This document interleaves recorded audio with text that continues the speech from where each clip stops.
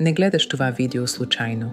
Преди краят на този месец Бог е подготвил 2 скъпоценни благословения, специално за теб. Ако вярваш, запази това видео и го сподели с някого, когото искаш да благословиш. Изгледай до края. Тези обещания наистина могат да променят живота ти. Първото благословение – Бог си спомня за теб в Битие 30 глава 20 и 2 стих. След това Бог си спомни за Рахил, Бог я послуша и отвори утробата й. Този месец Бог също си спомня за теб. Бог е този, който те доведе до това видео. Той е видял всяка твоя сълза, всяка нощ, в която си мислял, че не можеш повече.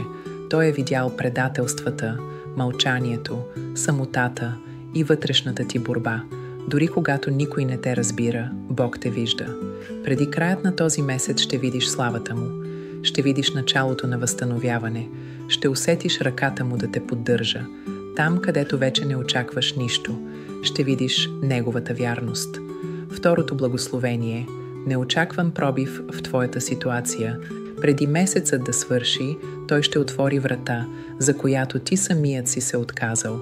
Той ще ти даде изненада точно в ситуацията, в която си бил блокиран. Това няма да е обикновено благословение, а видимо свидетелство, ясен отговор, доказателство, че е от Него. Бог ти казва: ето, аз ще направя ново нещо.